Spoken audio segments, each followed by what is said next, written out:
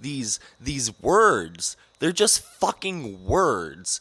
Like, even if you identify with this word and another person identifies with this word, it doesn't fucking mean that you actually are talking about the same thing. You don't have the same experiences. You're just like building up a vague identity of what you think is right. I do think there is a place for politics and arguments in the world, but I feel that the way that it's being handled is completely backwards, and I think we're taking a step back from humanity as a whole. I don't understand how people have such a hard time just taking a breath and not allowing the argument to take hold of the moment. We have a very strong ability as a species to do something very remarkable. You know what that is? Communicate. You can talk. And you know what? We need to do a little bit more of that. But not only just talk, but really think about what we're saying. I want to highlight Twitter as a problem here. When Twitter came into effect, it gave you a small box of text that you can send out to the public.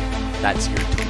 No more than a couple of sentences worth of characters. 144, I think. I've never used it, so I don't actually know.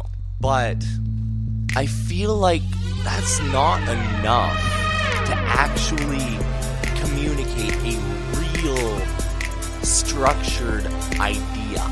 You need to actually be able to articulate yourself in a manner that no matter who is listening to you, they will be able to understand, or at least vaguely understand, where you're coming from.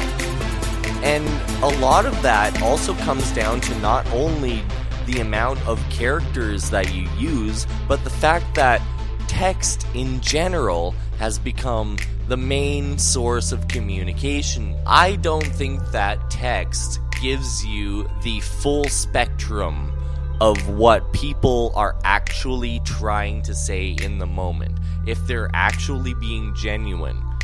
For sure, there's going to be people that can act, that can actually falsify the way that they portray their vocabulary and their attitude about a certain thing that's spoken. They can even script it.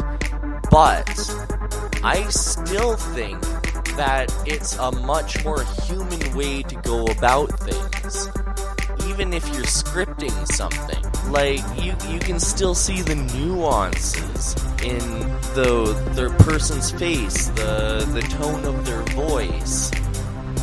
You get a little bit of a better picture of that scenario, even if it is scripted. So I think that people relying so much on text communication is not really doing people a favor in actually being able to understand each other.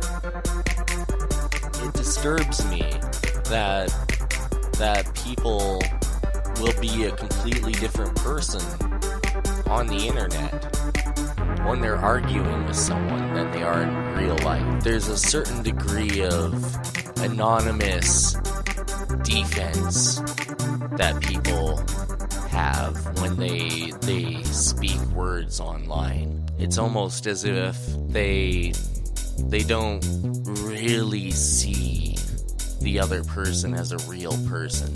They kind of lash out at them in a way that they wouldn't in real life. But I also have to take a step back and say that I feel like that's been a thing that's been going on for a long time now. And I almost feel like because of the chaos that's going around in the world these days, perhaps people are starting to do that in real life as well. I don't really need to read recap all the things for you. I'm sure you've seen it too. I guess I'm put in a bit of an advantageous position here because I live in a really, really small town.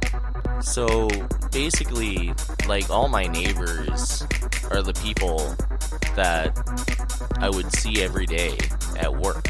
I basically know almost everyone here. It's basically like living in a little village.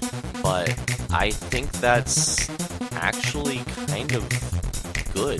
It feels more like family. Like, even though you don't agree with some people all the time, it's like you don't necessarily, like, turn them down just because you hate them or you heard someone say something bad about them, or they said something bad to you one day.